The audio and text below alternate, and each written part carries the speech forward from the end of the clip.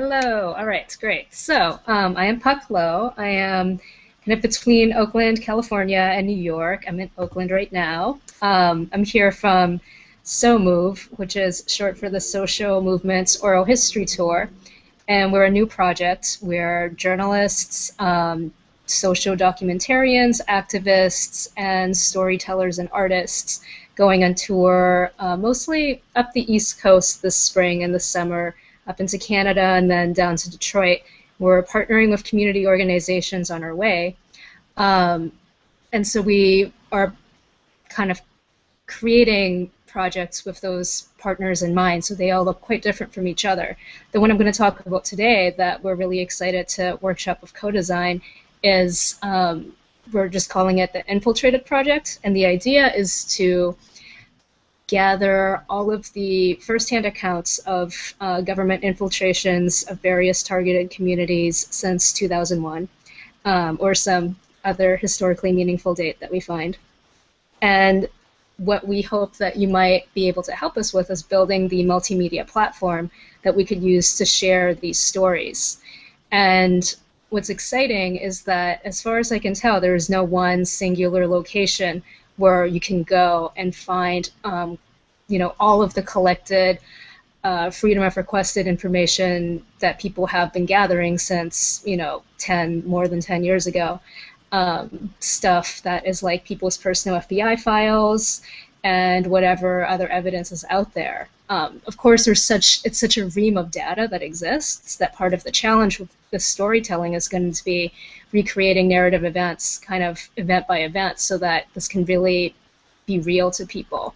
And I think that for myself, I kind of glaze over sometimes when I hear about security and privacy, and it's like, yes, they're watching anyway, I don't really care. And it's really like the personal accounts that hammer it home. Like, I have a former roommate who was summoned by a grand jury because he was friends with someone who was allegedly involved in some kind of eco group, and he was subpoenaed.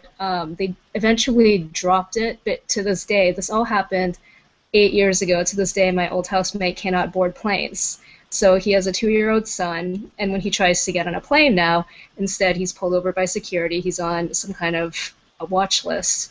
And the last time he tried to do this, his 2-year-old was taken from him, and his little tennis shoes were cut open while the airport security searched them for bomb-making powders.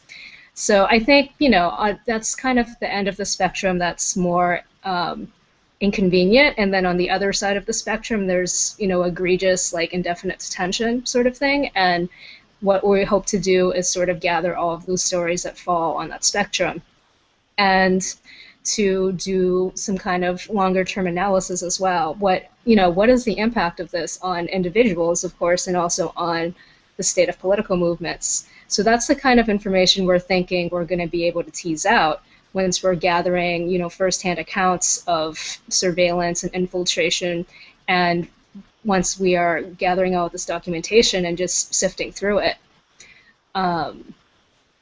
So the kinds of mediums we're going to be collecting will be audio, video, text, and photos. And the platform we're imagining would be, it'd be online, some kind of map interface. It seems to make sense that there should be a searchable database so that you can type in keywords like Veterans Against the War or Muslim California, based on what kind of stories you're looking to find and kind of give the contours of. And so what we're hoping you all could help us with is designing this interface. So definitely the graphic side as well as the development end.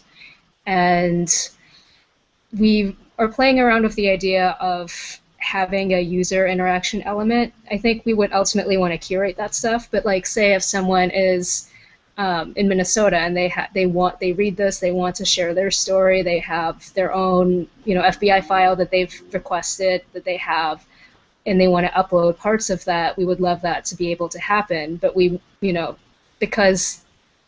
because of the way that we want to curate these into more narrative, comprehensive stories, we don't want to just kind of flood everything. The last thing that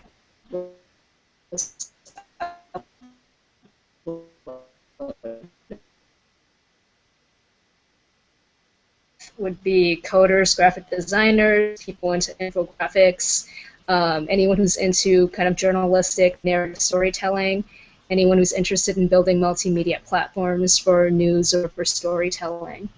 And that is, yeah. And so the interviews would start kind of now, and would extend through summer and through, it would be ongoing. So ideally this website would be a resource that would persist.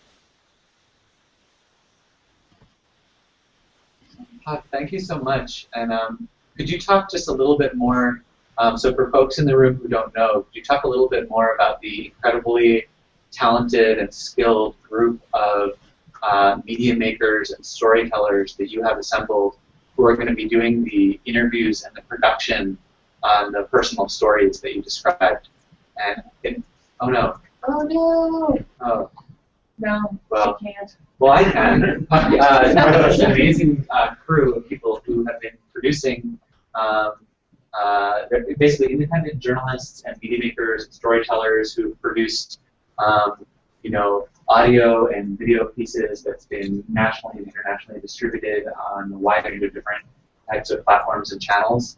And so they really have just come together to launch this interesting project that's really focused on social movement oral history in the United States. And so they're going to be doing a lot of high production value audio interviews with people, as well as some video stuff.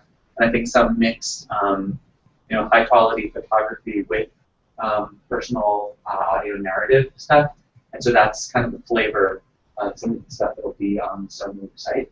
And then so all these other pieces, they're not developers and designers, so they're not focused on that piece. They're going to be focused on doing these really high quality oral histories. And so I think it's a really interesting potential collaboration for a design team. I'm sorry that we lost Pat there. But that's everyone. Yes, that is all the presentations. Yeah, that is our presentation marathon. So let's thank everybody who took the time to present with us again.